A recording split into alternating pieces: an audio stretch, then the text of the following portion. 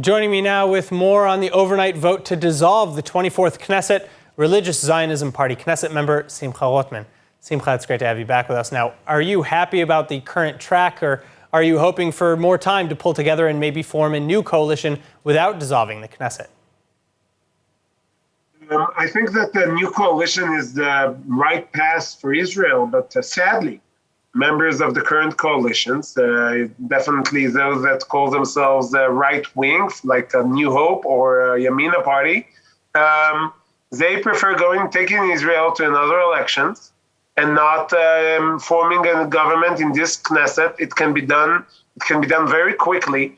I have to say, I don't understand how people that justify for their voters and for the Israeli public sitting in the same coalition with the terror-supporting party of Ram and the extreme left party Meretz, they said we have to do it, we have to prevent a fifth elections, and now they're running towards fifth elections and don't think about removing the boycott from Netanyahu, the one that almost a million voters voted for him as their leaders.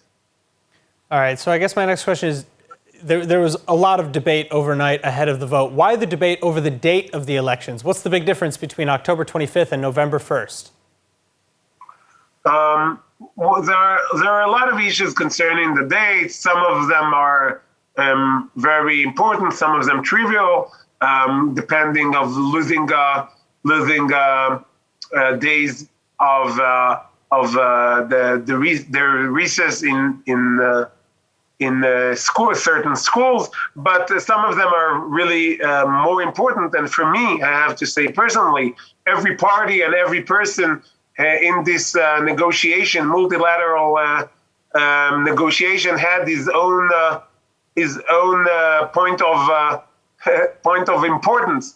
But I think that the most important reason is that any day this government continue to exist and Israel does not leave this chaos that this government brings us, is another danger to the state of Israel. Therefore, I would prefer the shortest period of time possible to the new elections.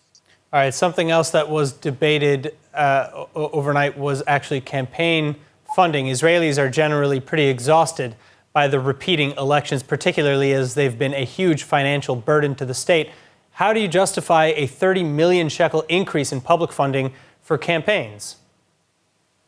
So first, it's not our demand, and I don't feel the need to justify it because we never demanded it.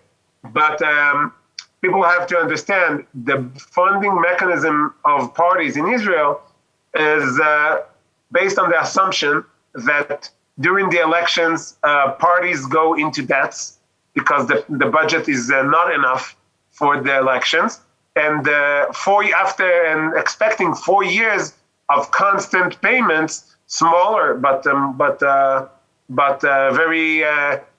very important payments for 4 years that cover the debt from the elections. Now, if you go to elections after 1 year and then after 3 months and 4 months and then after a year, you create a big debt because election is very expensive. Democracy costs money. I think that some of the attacks, again, I think my party had the last campaign. We got without big debt. We don't need this kind of money, and we weren't going to get so much money from this. Did you vote for it? Did you vote for the increase? No, the vote at the end did not go to vote on increase in funding.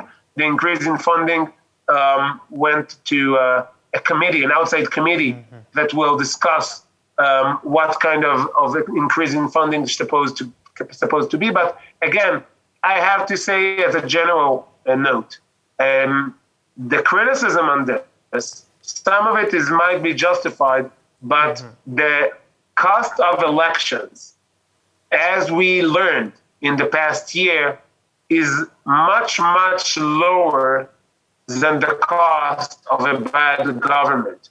To keep this government alive, the Israeli public paid 53 billion shekels to Abbas and his party. So to say don't go to elections because it costs extra 30 million shekels, I think that's not the right calculation. Well, I mean, the election itself is also some 5 billion shekels, but that's beside the point. Now, I understand that you're actually also pushing a bill regarding dual citizens and taxation. Can you briefly lay that out for me? Currently, today, we have new olim from the U.S. who has U.S. citizenship and Israeli citizenship. They pay double Social Security. If they work, and many of the new olim does so, if they work part-time in Israel and part-time in the U.S., even if they do remote work or any other kind of the modern kind of work, they pay double Social Security. For many olim, that's a reason not to make aliyah, because they don't want to pay so many taxes, and they postpone their aliyah. For many people, they don't open the new businesses, and that's why I offered to eliminate this double payment through legislation. Probably it's not going to go to a vote this week, but I really hope it will go and vote next Knesset. Of course, if I am a Knesset member, then Bezat Hashem, I hope that will be the case. All right, Simcha Rothman, thank you so much for joining us. Thank you. Hi everyone, it's Emmanuel Kadosh. I wanted to invite you all to subscribe to ILTV Plus, where you can find our daily news and updates about Israel. And not only that, but live feeds, entertainment, our kosher food show, and so much more. Needless to say, your subscription to ILTV Plus helps us grow and create more content while also supporting the state of Israel. Our app is available on all platforms and devices, so I'll see you guys there.